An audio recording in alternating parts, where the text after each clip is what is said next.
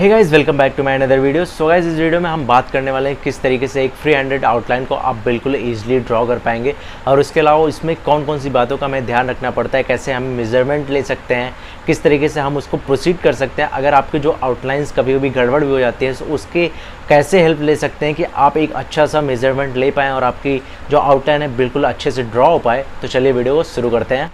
So guys, जब भी आप फ्री हैंडेड आउटलाइन के लिए प्रैक्टिस करते हैं तो आप कोशिश कीजिएगा बिल्कुल HD क्वालिटी की पिक्चर्स आप चूज़ करेंगे। उसके अलावा आप कोशिश कीजिएगा कि या तो आपकी पिक्चर फ्रंट से हो या फिर आपकी बिल्कुल साइड से हो। 20 की साइड्स जो होती हैं पिक्चर्स वो काफ़ी ज़्यादा डिफ़िकल्ट होती है और उनमें मेजरमेंट करने में काफ़ी ज़्यादा मुश्किलें आती हैं। तो आप बिगनर्स हैं तो आप स्टार्टिंग में यही करिएगा कि आप या तो फ्रंट की पिक्चर्स लीजिएगा या फिर बिल्कुल साइड की। देन गाइस, आप आउटलाइन बनाने के लिए कोई सी भी पेंसिल यूज़ कर सकते हैं। यहाँ पर मेरे पास एक HB पेंसिल है और दो मैकेनिकल पेंसिल है, एक 0.3 mm की है, एक 0.5 mm की है। तो आप कोई भी यूज़ कर सकते हैं, बट नॉर्मली बिगनर्स के पास ये HB पेंसिल्स होते हैं, इसलिए मैं इसका यूज़ करते हुए आपको देख सकते हैं ऐसे मेज़रमेंट भी लेना है। ऐसे क्या होता है कि जब भी आप फ्री हैंडेड बनाते हैं तो उसमें थोड़ा सा मेज़रमेंट की ज़रूरत पड़ जाती है, थोड़ा अंदाज़ा लगाने के लिए किस तरीके से आपकी आइज़ वगैरह हो सकती हैं। तो यहाँ पर जो आइज़ होती हैं उनके बीच का सेपरेशन एक आई के ऑलमोस्ट बराबर होता है। तो मैं एक आई ऐसे ही अपने आप से बिल्कुल अच्छे से ड्रॉ कर रहा हूँ, जिससे कि दूसरी आई का मैं उसी बेसिस पे अच्छे से मेज़रमेंट लेता चला जाऊँगा। तो आप पहले आई को अच्छे से ड्रॉ कर लेंगे वैसे ही।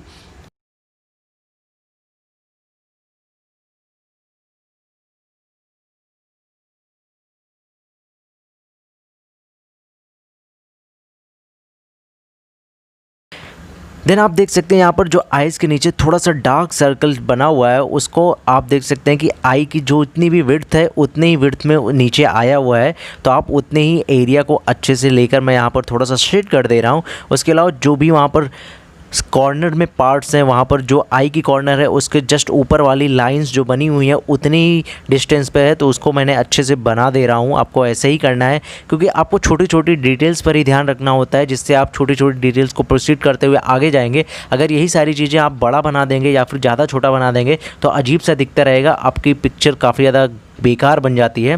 तो आपको यहाँ पर ऐसे ही मेज़रमेंट लेते हुए चले जाना है। देन उसके बाद आप देख सकते हैं यहाँ पर जो मैं आईब्रोज़ बना रहा हूँ वहाँ पर इसी से ही मेज़रमेंट लिया हूँ कि किस तरीके से कितने डिस्टेंस पे होगा। और उसके बाद मैं धीरे धीरे से हल्का सा ऊपर प्रोसीड करते हुए जा रहा हूँ।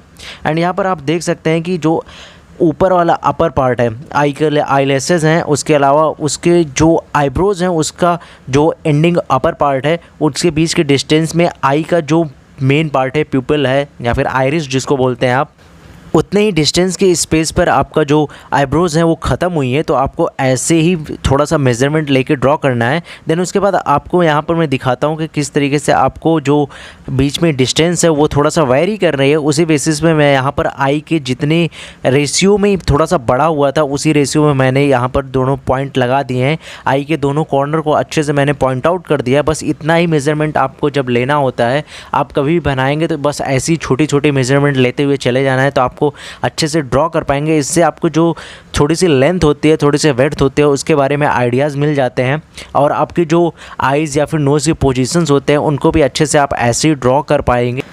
एंड जब आप एक आई को ड्रॉ कर लेते हैं और दूसरे आई की पोजीशंस मिल जाती हैं तो आपको कोई भी डिफ़िकल्टीज़ नहीं होती। उसी तरीके से जैसे आपने पहले वाली आइज़ में आईब्रोज आई लेसेस वगैरह ड्रॉ किए होते हैं वैसे ही आपको सिमिलरली उसी तरीके से ड्रॉ करना होता है। बस थोड़ी सी आपको डायरेक्शन और कभी कभी आईब्रोज में चेंजिंग होती है तो उसको हल्का सा स्लाइटली चेंजेस लाने के लिए आपको थोड़ा सा ध्यान रखना पड़ता है, वरना वैसे ही आपको बिल्कुल ड्रॉ कर देना होता है। तो यहाँ पर आप देख सकते हैं कि पूरी आई ऑलमोस्ट ड्रॉ हो गई है ऐसे ही।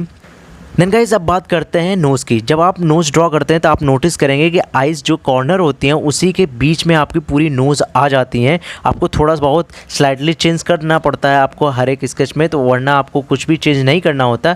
उसके अलावा आपको जब मेज़रमेंट लेते हैं तो लेंथ को आइज़ के रेशियो में आप मेज़र कर सकते हैं। तो लगभग आपको जो नोज़ मिलती है वो आइज़ के डबल डिस्टेंस में मिल जाती है। तो आपको ऐसे थोड़ा सा गेस करना है या फिर आप पेंसिल का यूज़ करते हुए हल्का सा मेज़र कर सकते हैं। तो यहाँ पर मैंने ऐसे ही मेज़र कर लिया है एंड जो भी ज़रूरी पार्ट्स थे उनको मैंने मार्क कर लिया, जैसे टिप पॉइंट पे और दोनों साइड पे मैंने अच्छे से मार्क कर लिया। उसके बाद थोड़ा थोड़ा सा हल्का सा शेडिंग कर देंगे जिससे कि अच्छे से शेप आ जाए। अगर आपकी नोज़ में शेडिंग नहीं है तो आप कोई ज़रूरत नहीं है अच्छे से शेड करने की, आप डायरेक्टली आउटलाइन बना सकते हैं। तो यहाँ पर मैंने देख सकते हैं कि इसी तरीके से अच्छे से आउटलाइन बना दे रहा हूँ और थोड़ी थोड़ी सी हल्के हल्के से शेडिंग कर दे रहा हूँ। यहाँ पर मैंने HB पेंसिल का ही यूज़ किया है, कोई डार्क पेंसिल नहीं यूज़ कर रहा हूँ। आपको जितना ज़्यादा लाइट पेंसिल यूज़ कर सकते हैं, हल्के हाथों से ड्रॉ करना है, क्योंकि फ्री हैंडेड में काफ़ी ज़्यादा मिस्टेक्स होने के चांसेस रहते हैं। तो आपको जब इरेज करें तो उससे कोई भी मार्क्स अपीयर ना हो। एंड गाइस, अगर लिप्स की बात करें तो लिप्स का लोअर पार्ट और नोज़ का जो टिप होता है वो उसकी डिस्टेंस जो होती है एक आई की लेंथ के बराबर होती है। तो वैसे ही आपको धीरे धीरे से हल्के हल्के से मार्क करते हुए चले जाना है। एंड उसके अलावा जब आप पूरे लिप्स को बनाना स्टार्ट करते हैं तो जो उसकी एंडिंग पॉइंट होती है वो कॉर्निया से आप एक लाइन नीचे ड्रॉ करेंगे। आप अंदाजे से लगाएंगे, नहीं लगा पाते आप स्केल का यूज़ कर सकते हैं। आपको उसी पर उसके जो एंड पॉइंट होते हैं उन्हीं के जो आपके क्रॉस सेक्शन बनेगा वहीं पर ही आता है। तो आपको वहाँ पर मार्क कर लेना है और हल्के हल्के से थोड़ा थोड़ा सा लाइटली एक शेप दे देना है। ज़रूरी नहीं है आप एकदम बिल्कुल अच्छे से उसी तरीके से शेप दे पाएँ, मिस्टेक्स होने के चांसेस हो सकते हैं। तो इसीलिए आप धीरे धीरे से अच्छे से ड्रॉ करने की कोशिश करेंगे।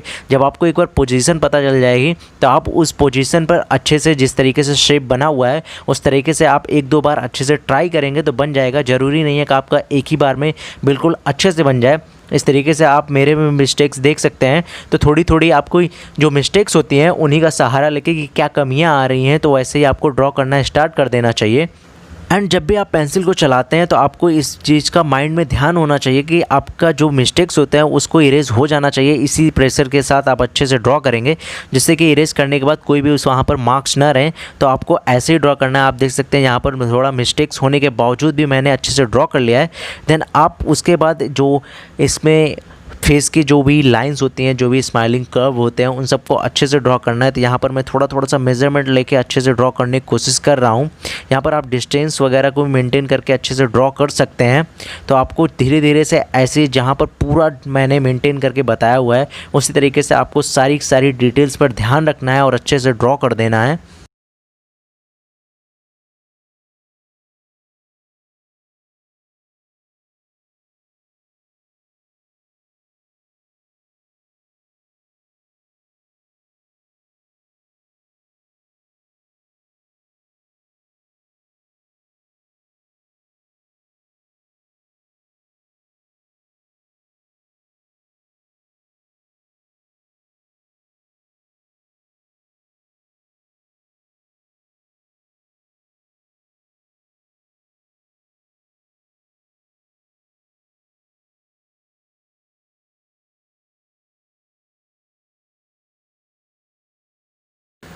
एंड गाइस, जब भी आप जा लाइन्स बनाते हैं या फिर चिन बनाते हैं या फिर पूरा का पूरा फेस बनाते हैं तो वहाँ पर आप काफ़ी ज़्यादा मिस्टेक्स कर देते हैं। आपके जो आइज़, नोज़ और लिप्स वगैरह बनने के बावजूद भी आप मिस्टेक्स कर देते हैं। तो यहाँ पर आप सबसे पहले जो चिन की लोअर पार्ट होती है उसकी डिस्टेंस आप एक बार मेज़र कर लीजिएगा और उसको एक बार पॉइंट आउट कर लीजिएगा। देन उसके बाद आप साइड बाय साइड अच्छे से एक रफली स्केच बना दीजिएगा कि आपको बस ऐसे ही आउटलाइन बना देना है। कोई भी आपको एग्जैक्टली बनाने की ज़रूरत नहीं है। अगर एग्जैक्टली बन जाता है तो कोई बात नहीं है, बट आप एक बार ऐसे ही हल्के हाथों से बिल्कुल प्रेशर का अप्लाई ना करते हुए एकदम फ्रीली हैंडली ऐसे आपको बिल्कुल अच्छे से ड्रॉ कर देना है।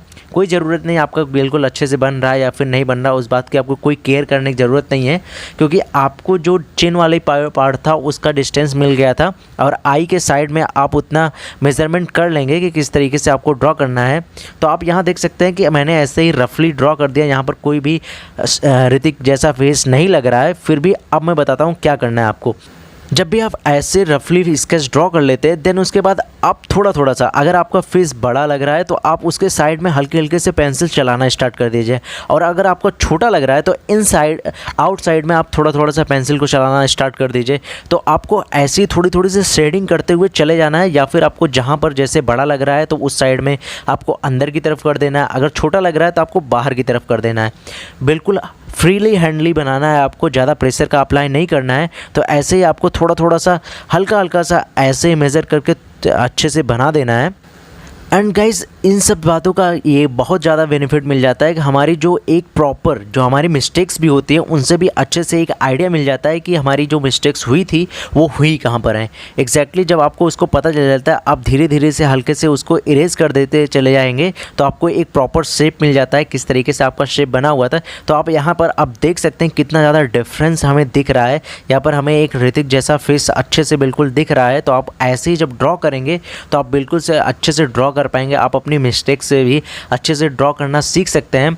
जब भी आपकी मिस्टेक्स होती हैं जैसे फेस बनाना हुआ तो आप वहाँ पर इरेज करने की ज़रूरत नहीं, तुरंत आप उसको हल्के हल्के से स्ट्रेट करते हुए चले जाइए कि कहाँ से आपकी लाइन जानी चाहिए, वहाँ पर अच्छे से बना देंगे। तो हर जगह आपको ऐसे ही काम करना है। आप हेयर्स में या फिर जो भी बॉडी पार्ट्स हैं आप ऐसे जगह अप्लाई कर सकते हैं और आप अच्छे से बिल्कुल ड्रॉ कर पाएंगे। सो आप गाइज़ यहाँ देख सकते हैं कि हमारा जो ऋतिक का फेस है बिल्कुल अच्छे से ड्रॉ हो गया है। सो गाइज़ आपको ऐसे ही धीरे धीरे वर्क करना होता है। अगर आपको ये वीडियो उतना ज़्यादा अच्छे से समझ नहीं आया तो आप कमेंट बॉक्स में बता सकते हैं, मैं और भी वीडियोस बना दूंगा किसी और मेथड पे। एंड गाइज़ इसकी शेडिंग वाली वीडियोस मैं जल्दी ही अपलोड कर दूंगा। सो गाइज़ आई होप आपको ये वीडियो पसंद आया होगा। पसंद आया तो please hit a like, subscribe to the channel. Thank you so much for watching.